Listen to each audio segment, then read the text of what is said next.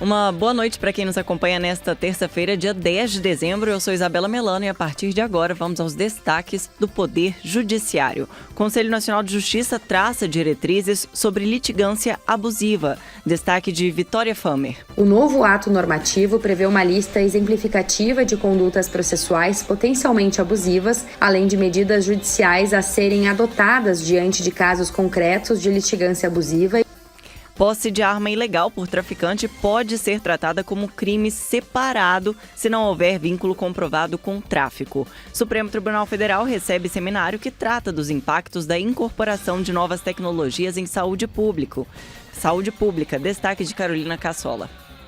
O seminário discutiu temas como a unificação das análises de incorporação dos sistemas público e privado, a precificação dos medicamentos, além de desafios e perspectivas. E ainda, a STF encerra a audiência pública sobre vínculo empregatício de motoristas em plataformas digitais. Agora são 6 horas e 17 minutos. O Radar da Justiça está no ar. Rádio TJ Minas. Radar da Justiça. As boas práticas estão entre as recomendações do CNJ sobre litigância abusiva. Os detalhes com a repórter Vitória Famer.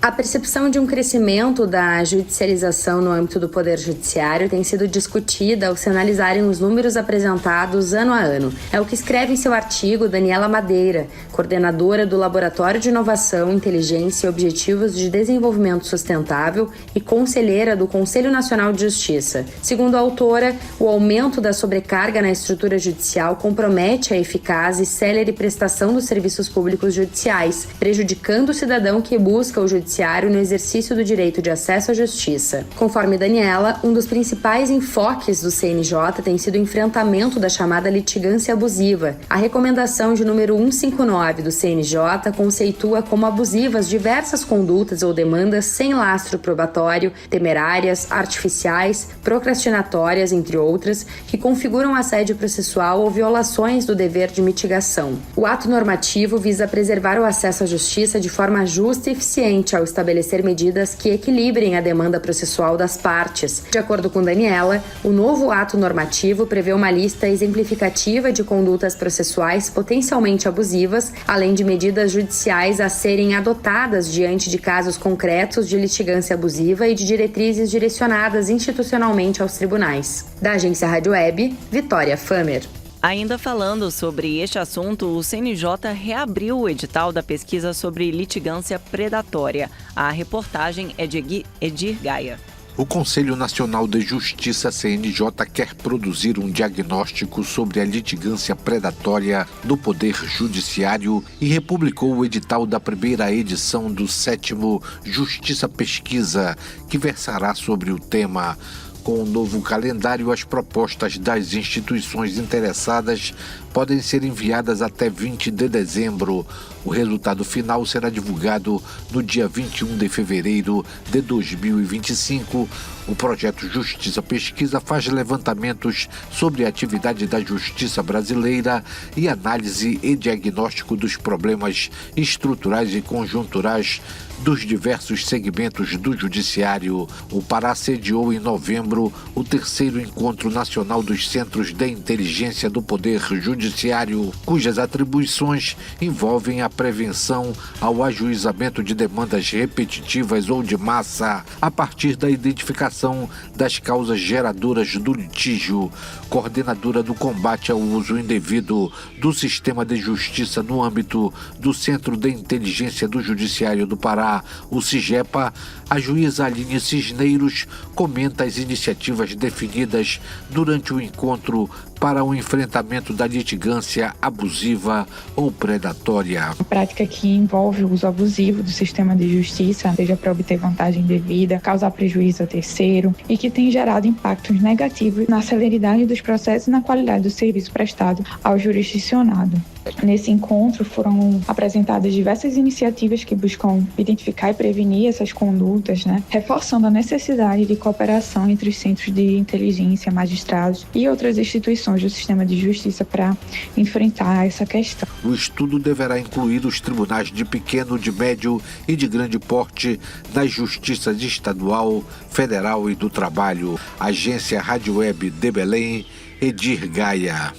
E o Supremo Tribunal Federal concluiu hoje a audiência pública que discutiu a possibilidade de reconhecimento de vínculo empregatício entre motoristas de aplicativos de transporte e as empresas que administram as plataformas digitais. O debate foi convocado pelo ministro Edson Fachin, relator do recurso extraordinário apresentado pela Uber, e a matéria foi reconhecida como de repercussão geral, o que significa que a tese fixada quando o caso for julgado deve ser aplicado a todos os casos semelhantes em tramitação no Judiciário Brasileiro. Durante 2 dias, mais de 50 expositores, incluindo especialistas, pesquisadores e representantes de entidades da sociedade civil, apresentaram informações técnicas e diferentes perspectivas sobre este tema. As discussões abordaram a precarização do trabalho em plataformas digitais, com destaque para as práticas de controle algorítmico, dependência dos motoristas em relação às plataformas e também os impactos dessas tecnologias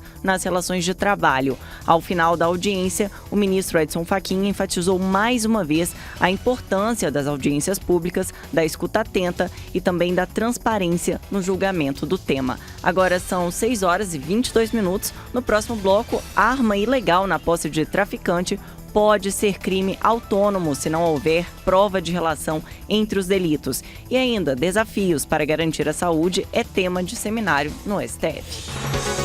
Radar da Justiça. Autoridades e especialistas discutiram no STF a incorporação de novas tecnologias em saúde. Os desafios para garantir acesso à saúde foi um dos pontos de destaque nas discussões, como explica a repórter Carolina Cassola.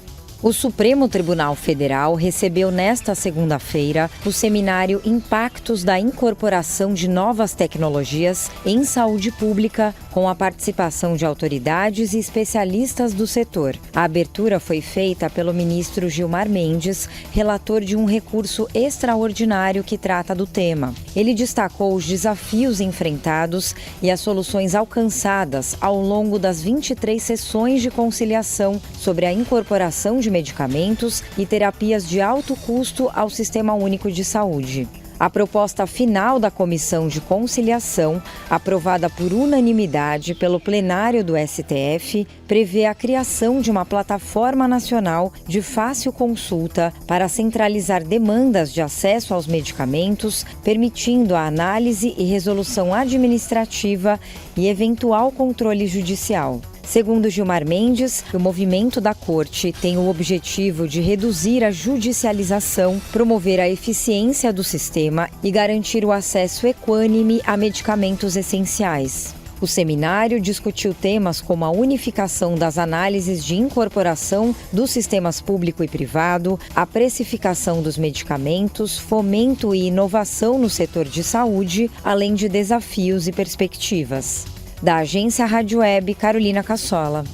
O Superior Tribunal de Justiça decidiu que o uso de armas de fogo no contexto do tráfico de drogas pode influenciar diretamente na forma como esses crimes vão ser punidos aqui no Brasil. A decisão foi tomada pela 3ª Seção do Tribunal. Se for provado no processo que a arma que era usada para ajudar a garantir o tráfico de drogas, a pena pelo tráfico vai ser aumentada de 1/6 para 2/3. Nesse caso, o porte ou posse ilegal da arma não vai ser considerado como um crime separado, mas sim absorvido pelo crime do tráfico. Por outro lado, se não ficar demonstrado que a arma estava relacionada ao tráfico, os 2 crimes vão ser punidos separadamente, o que resulta na soma das penas, uma situação mais desfavorável para o acusado. Essa decisão foi baseada no entendimento de que a arma, quando usada como ferramenta essencial para o tráfico, deve ser tratada como parte desse crime e não como um delito independente.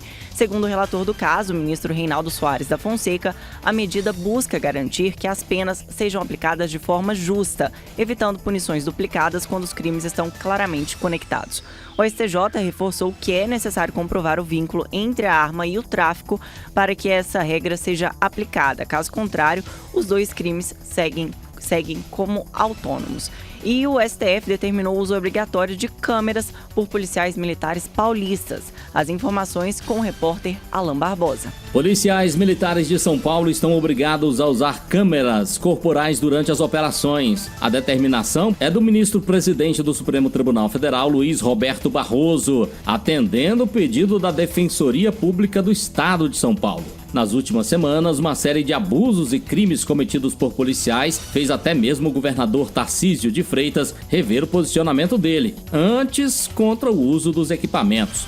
Luiz Roberto Barroso destacou na decisão que os fatos novos relatados e os dados apontam para o não cumprimento satisfatório dos compromissos assumidos pelo Estado de São Paulo e que o quadro atual apresenta uma involução na proteção de direitos fundamentais, caracterizando o risco à ordem e à segurança públicas. Em novembro, o presidente do STF havia dado prazo para que o governo do estado de São Paulo apresentasse um cronograma para a implementação das câmeras nos policiais, inclusive treinando e capacitando para o uso dos equipamentos. Na última sexta-feira, o governo de São Paulo respondeu que as ações previstas estavam sendo implementadas de forma gradual. Quanto à forma de acionamento das câmeras, o governo de São Paulo afirmou que poderão ser ligadas tanto de modo intencional quanto automático. Mas na decisão, Luiz Roberto Barroso determinou a manutenção do modelo de câmeras de gravação ininterrupta, até que seja comprovada a efetividade de métodos de acionamento dos novos equipamentos. O presidente do Supremo também determinou que o governo de São Paulo forneça informações sobre os processos disciplinares por descumprimento do uso das câmeras corporais. Agência Rádio Web de Brasília,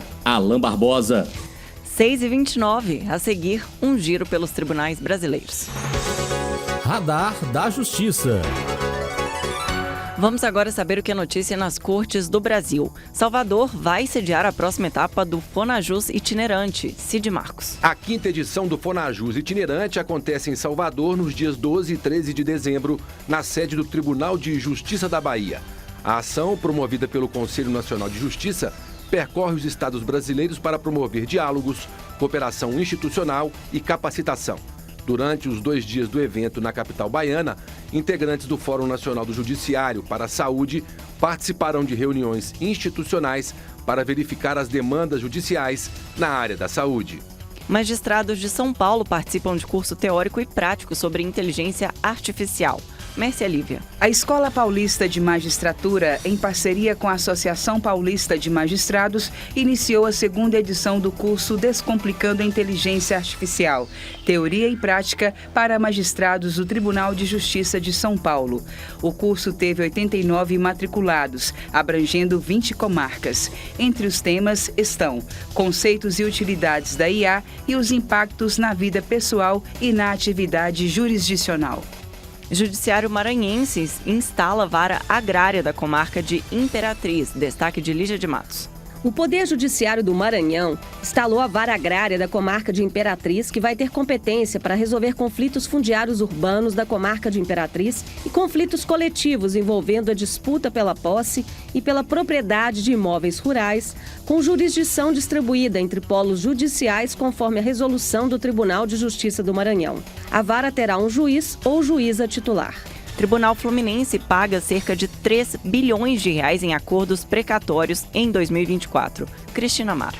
O Tribunal de Justiça do Estado do Rio de Janeiro encerra 2024 com mais de 3 bilhões de reais pagos em precatórios judiciais referentes ao Estado do Rio de Janeiro e aos 92 municípios fluminenses. A projeção indica que os valores pagos neste ano ultrapassarão mais do que o dobro dos mandados expedidos no ano anterior.